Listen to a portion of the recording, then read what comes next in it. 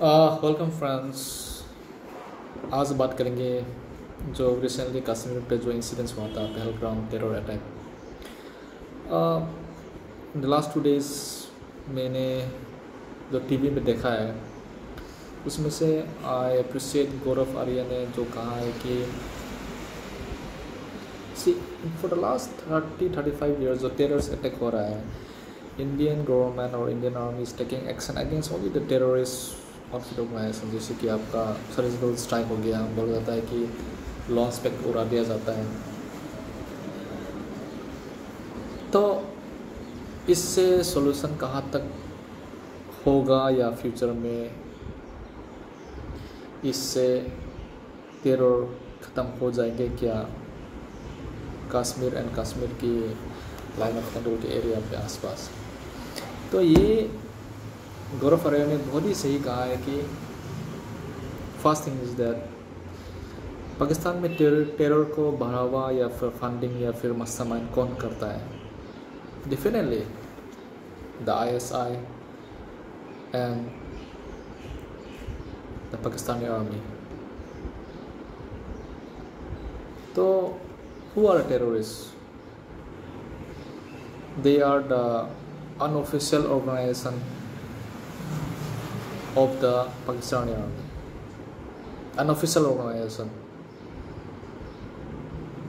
जो last 30-35 years से India को तोड़ने की कोशिश कर रही। इंडियन इकोनॉमी देखिए, it is about economy. India का इकोनॉमी है जब इज़ ग्रोइंग वेरी फास्ट। अभी कश्मीर में क्या है, Kashmir is related with tourism.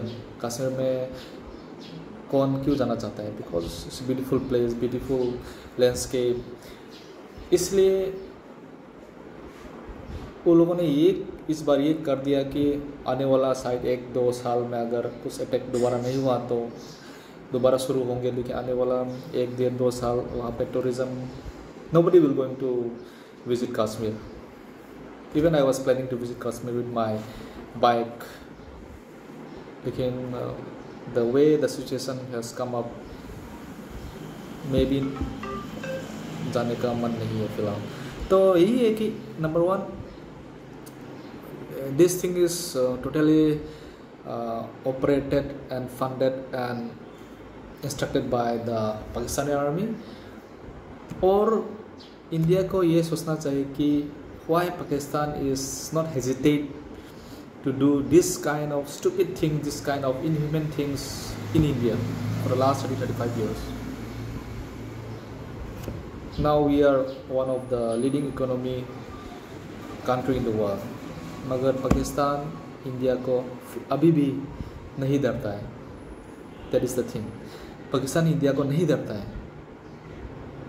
India terrorist को एक पकड़ लो 20-25-30 इंडियन आर्मी या शहीद हो जाता है या फिर सिविलियन मारा जाता है, तो इंडिया अटैक करता है टेररिस्ट को। लेकिन that is the short term solution कि हम लोगों ने कुछ एक्शन किया है, उस एक्शन के अगेंस्ट पे रिटेलिएट किया है। That is not going to solve the solution. तो गौरव आर्य ने जो कहा है इज़ वेरी राइट कि it's time for India to attack to the main thing, that is to the Pakistani army। India का साथ कितना जंग हुआ है पाकिस्तान के साथ, फिर भी they are not afraid of India. Pakistan occupied Kashmir बोला जाता है, और कश्मीर के जो सेक्शन है जो इंडिया रन करता है, पाकिस्तान बोला जाता है कि they are illegally occupied by India. तो इट्स टाइम कि इंडिया सारा एग्रीमेंट तोड़ दे। सीज़फायर तो कल रात को ही पाकिस्तान आर्मी ने सीज़फायर जो था कुछ सालों से वो तोड़ दिया। They have violated the ceasefire, so give them the Indian army free hands to finish all this camps and all, including अगर पाकिस्तानी आर्मी आता है सामने में थोप देना चाहिए, फिनिश इट। एंड जहाँ पे जो उनका बड़ा सिटी में जो जहाँ पे बड़ा लीडर है इनका जो उग्रवादी टेररिस्ट ग्रुप का, just fire some 25-30 BrahMos missile, boom boom खत्म। Let them realize कि India can hit hard and hit with big things, not by small machines, by big things. करना चाहिए. And now I think all the citizens of India will be with the Indian government. It's time कि अगर हम लोग का अंगुली दिखाएंगे तो आप लोग का बॉडी जो है ज़मीन के अंदर रह जाएंगे. इस तरह का एक्शन लेना चाहिए इंडिया. अगर आप विद द एक्शन आप अपोजिशन को नहीं डराएंगे या फिर वो लोग नहीं डरेंगे, ये चीज़ें चलती रहेंगी. और मैं यही कहूँगा कि इसमें पॉलिटिकल डिप्लोमेटिक पॉलिटिकल ज़्यादा इन्वॉल्व नहीं करके इट्स बी वेरी क्लियर कि जो भी एंटी सिटीजन एंटी नेशनलिस्ट फैलाएंगे इंडिया के अगेंस्ट फ्रॉम द कश्मीर, उन लोगों को भी पनिशमेंट देना चाहिए. और Indian army is far capable to control all this thing.